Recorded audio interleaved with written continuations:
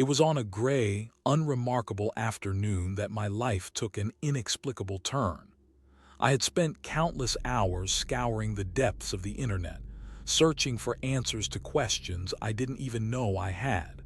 The topic of interest, an obscure figure known only by his handle, the archivist. I stumbled upon the archivist's presence while digging through a dusty forum dedicated to esoteric knowledge. The username was straightforward, no alias or pseudonym, just the man's name followed by the ominous descriptor, the archivist. Intrigue was piqued. I needed to know more about this enigmatic figure.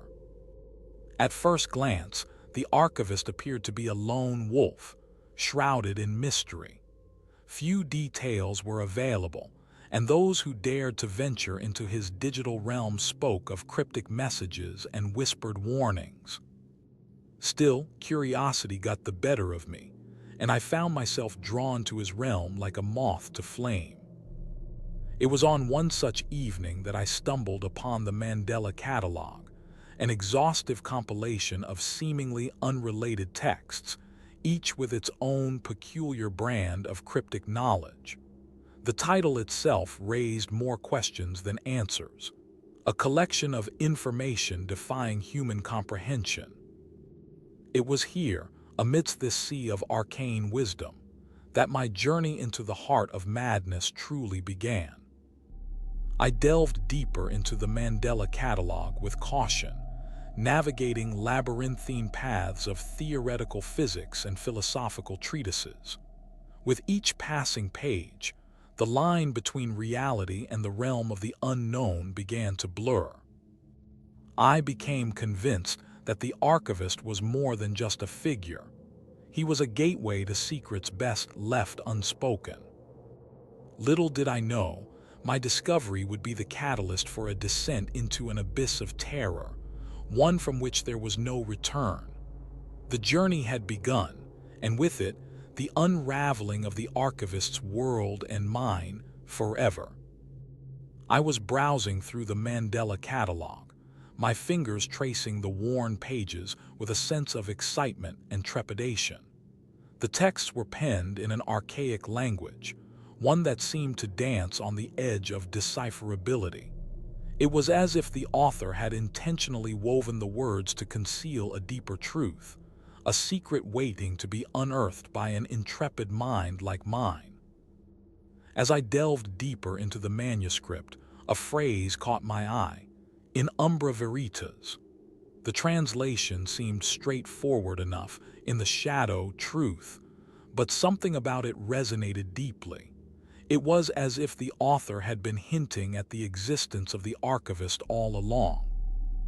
I continued reading, and with each passing sentence, the hairs on the back of my neck stood on end. The text spoke of a realm where knowledge and reality blurred, where the boundaries between worlds grew thin. I felt a shiver run down my spine as I realized that the archivist was more than just a figure. He was a doorway to this very realm. The words seemed to leap off the page, speaking directly to me in a voice that only I could hear. The truth lies not in the light but in the shadows. It was then that I knew I had stumbled upon something momentous. The archivist's existence was no mere myth. He was real, and his world was waiting to be explored. I felt an overwhelming urge to reach out, to establish contact with this mysterious figure. My fingers hovered over my keyboard, poised to type a message that would change everything.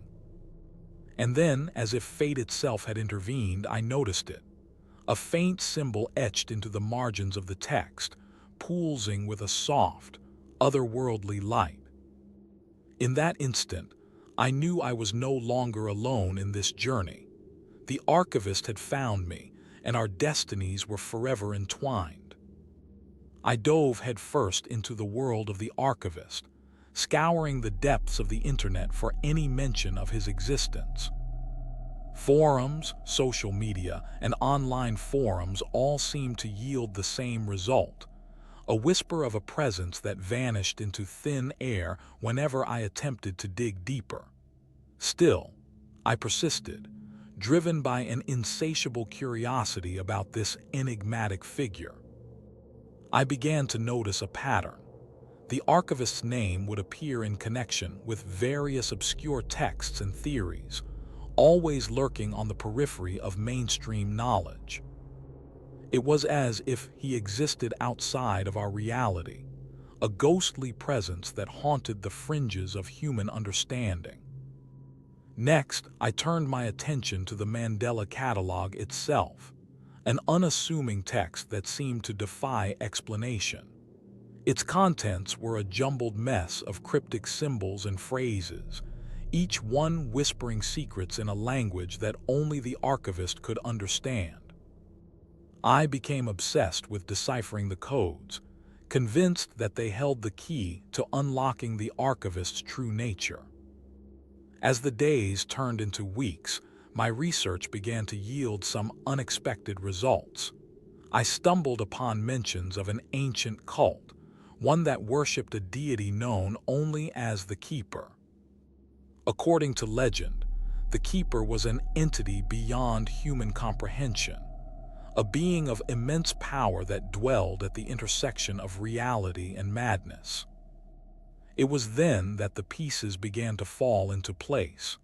I realized that the archivist was not just a figure, he was a key to unlocking the secrets of the Keeper.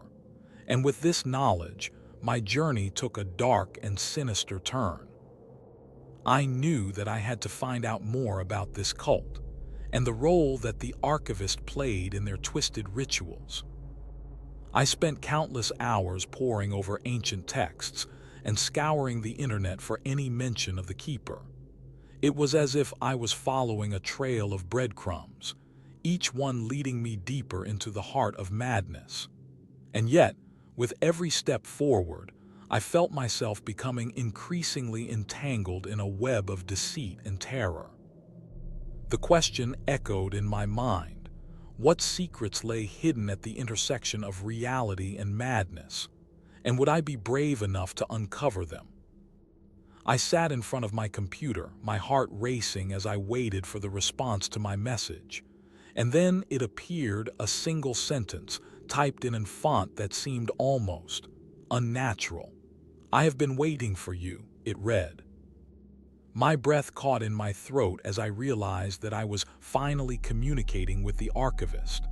I tried to respond, but my fingers felt heavy and unresponsive.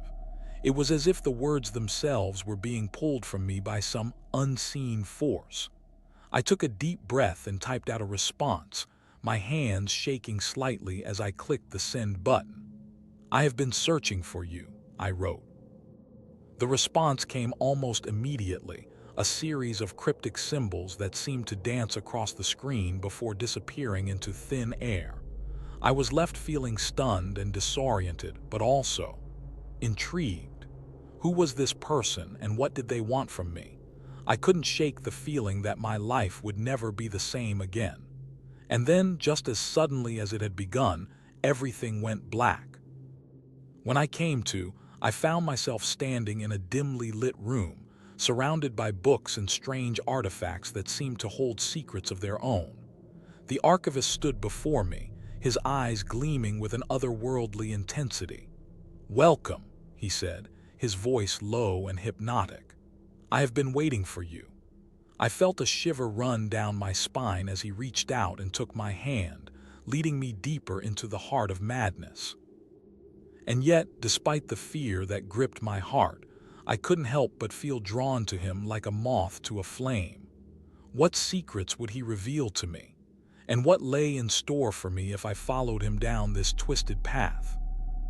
As I delved deeper into the world of the archivist, I began to hear whispers in the dark corners of the internet. Some said he was a genius, a mastermind who had unlocked the secrets of the universe. Others claimed he was a madman, a charlatan who preyed on the vulnerable. But one thing was certain: everyone seemed to have an opinion about him, and none of them were based on fact. I spent hours scouring the web for any mention of the archivist's true nature. Some said he was a former scientist who had made a groundbreaking discovery that allowed him to tap into alternate dimensions. Others claimed he was a member of a secret society, one that had been hiding in plain sight for centuries. But as I dug deeper, I began to realize that the truth was far more complicated and sinister. Some rumors spoke of the archivist's ability to manipulate reality itself, bending the laws of physics to his will. Others claimed he was a vessel for an ancient entity, one that had been awakened by his research. I couldn't shake the feeling that I was being watched, that unblinking eyes were trained on me from the shadows. Every time I thought I had uncovered a new truth about the archivist, another rumor would surface to contradict it. It was as if he was a chameleon, always changing his story to keep me guessing. And yet, despite the confusion and uncertainty, I couldn't help but feel drawn to him. There was something about the archivist that seemed off, something that didn't quite add up, but what I had no idea. One thing was certain, I was not alone in my pursuit of the truth. There were others out there, searching for answers just like me. And if we were all wrong, as it seemed we must be, then who was right? The game was afoot, and I was ready to play. I had been searching for the archivist for what felt like an eternity. Every waking moment, every spare second, I devoted to uncovering his secrets. My apartment was a mess of papers, books, and strange artifacts, each one a potential clue to the mystery. I barely slept or ate, fueled only by my obsession with the archivist's truth. And then, it happened. One night, as I pored over an ancient text, I stumbled upon a passage that seemed to hold the key to everything. I read it again and again, my eyes scanning the words for any hidden meaning. But the more I read, the more my mind began to unravel. The symbols on the page seemed to shift and twist before my eyes like a living thing. I felt a creeping sense of dread, as if I was being pulled into a world beyond my own. And then I saw it. A message scrawled in the margin of the text. "You're getting close," it read. But what did it mean? Was it a warning or a taunt? I didn't care. I felt like I was on the cusp of something momentous, something that would change my life forever. And then everything went black. When I came to, I found myself in a strange, dimly lit room. The walls were lined with books, each one bound in black leather. In the center of the room, a single chair sat waiting. On it, a small note was pinned to the cushion. "Welcome," it read. "I've been waiting for you." I felt a jolt of fear, but my mind was too far gone to respond. I stumbled towards the chair, drawn by some unseen force. As I sat down, the room began to spin around me. The books on the shelves seemed to twist and writhe like living things. And then everything went white. I slowly came to, my mind foggy and disoriented. The room was still spinning around me, but I could make out the faint outlines of books on the shelves. The archivist stood before me, his eyes gleaming with an otherworldly intensity. "So, you've seen the truth," he said, his voice dripping with condescension. "You've glimpsed the veil that separates reality from madness." He took a step closer to me, his presence suffocating. "The human psyche is a fragile thing," he continued. "A delicate balance of reason and madness, and you, my dear protege, are teetering on the edge." I felt a surge of fear, but the archivist just smiled. "You see, reality is not what it seems. It's a tapestry woven from threads of perception and interpretation, and each person sees only their own unique thread." He reached out and touched my forehead. "I've shown you glimpses of the multiverse," he said. "Glimpse the infinite possibilities that lie beyond your mundane reality." I felt a shiver run down my spine as I realized the true extent of the archivist's power. "But what about the rules?" I asked, trying to keep up with his relentless pace. "The laws of physics, the natural order of things," he chuckled, a low, menacing sound. "Rules are for the weak," he said. "In the grand tapestry of reality, there is no such thing as absolute truth." As he spoke, the room seemed to warp and distort around me. The books on the shelves began to twist and writhe like living things, and I felt myself being pulled into the abyss, sucked down into a vortex of madness and despair. As I delved deeper into the archivist's teachings, I became increasingly obsessed with uncovering the secrets of his infamous catalog. A vast, labyrinthine repository of knowledge, it was said to contain the darkest secrets of the universe. Many had attempted to explore its depths, but few had returned to tell the tale. Undeterred, I pressed on, driven by a hunger for understanding that bordered on madness. The catalog's walls seemed to stretch on forever, shelves upon shelves of ancient tomes and forbidden knowledge. I spent hours poring over the texts, searching for clues about the catalog's true nature. And then it happened. A single entry caught my eye, a small, leather-bound book with no title or author. The pages were filled with cryptic symbols and equations that seemed to dance across the page. As I deciphered the code, a chill ran down my spine. This was not just knowledge, it was a warning. The catalog was not just a repository of secrets, but a gateway to other realms. Realms where the laws of physics were mere suggestions, and reality itself was twisted and distorted. I felt a presence behind me, and turned to see the archivist standing in the doorway. His eyes gleamed with an otherworldly intensity as he spoke. "You have unlocked the first secret," he said. "But there are many more, each one revealing a piece of the puzzle that is the catalog." I felt a surge of excitement mixed with fear. What other secrets lay hidden within its walls, and what would be the cost of uncovering them? As I delved deeper into the archivist's world, I began to realize that his realm was not for mortals. Every step I took, every decision I made, seemed to carry a terrible cost. The air itself seemed to thicken with an otherworldly energy, making my skin crawl with unease.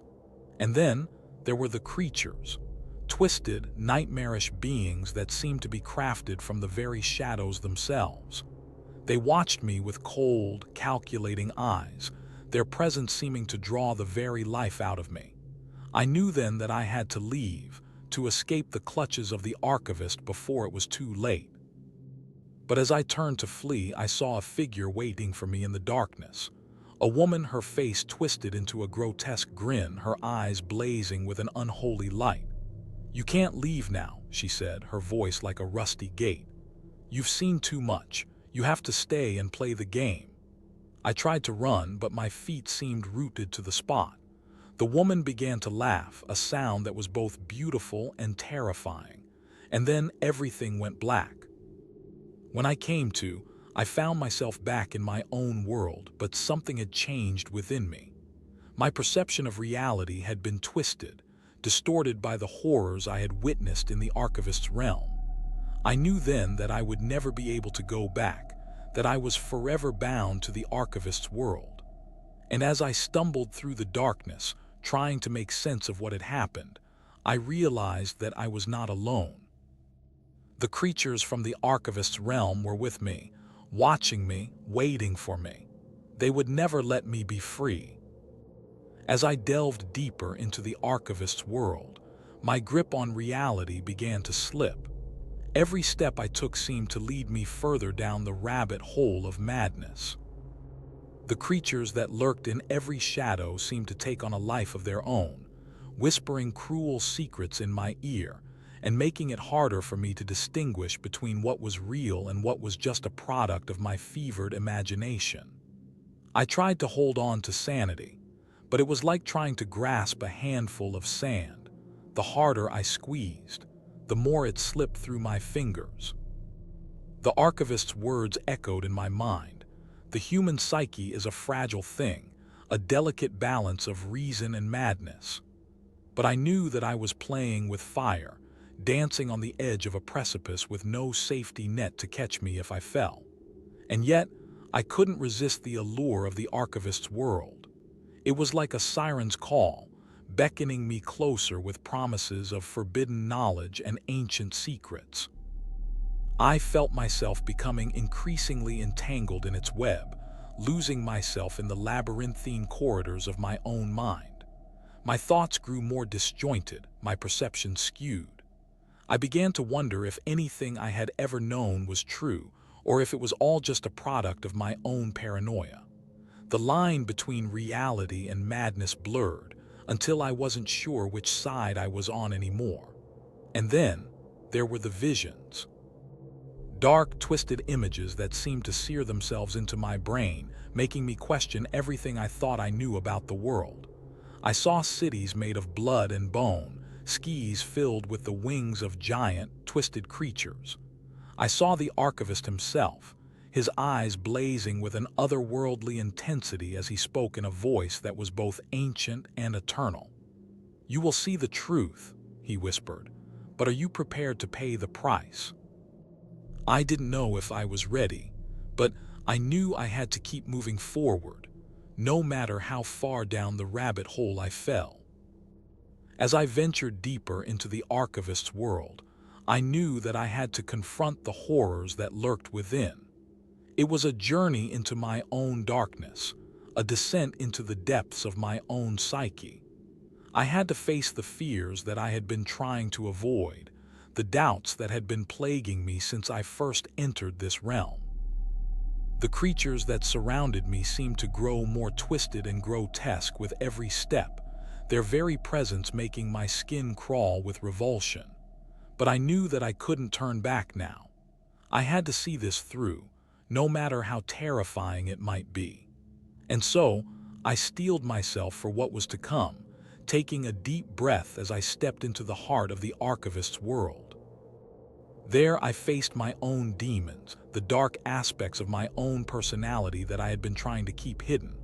I saw the shadows within myself, the fears and doubts that I had been trying to avoid. And then I saw the archivist himself, standing before me with a smile that was both cold and cruel. "You have come to confront your fears," he said, his voice dripping with malice. "But are you prepared to face the truth?" I nodded, my heart pounding in my chest. And with that, the archivist vanished, leaving me alone in a vast, empty space. But it was not the silence that greeted me, but the sound of my own screams. They echoed through the void, a cacophony of terror and despair. And as I listened, I realized that those screams were not just mine, but those of all the others who had ever walked this path before me. The weight of their suffering bore down upon me, crushing me beneath its oppressive weight. But even in the midst of that darkness, I found a spark of courage within myself. It was a small flame, but it was enough to guide me forward, to lead me through the horrors that lay ahead. And so, with renewed determination, I pressed on, leaving my fears and doubts behind. For I knew that I had to face the archivist once more, to confront him in the heart of his own realm. It was a journey into the very depths of madness itself, but I was ready. I was ready to face whatever horrors lay within, to confront the darkness head-on and emerge victorious. Or so I told myself as I stepped forward into the unknown.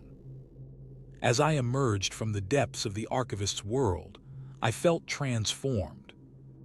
My eyes had seen the infinite and the infinitesimal.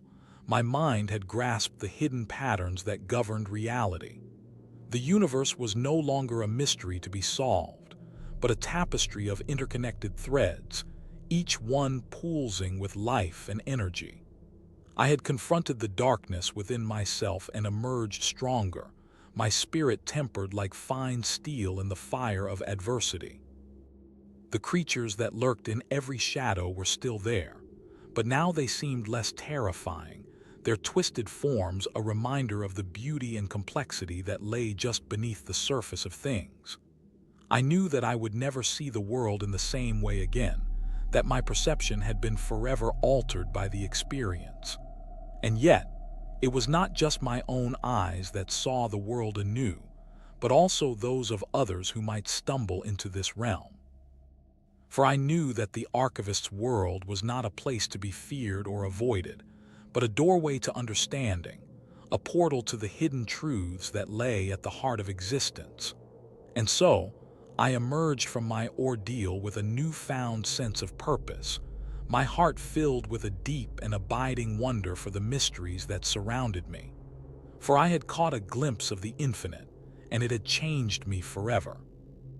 I was no longer the same person who had entered this realm, but a being transformed by the experience, forever altered by the secrets that lay within.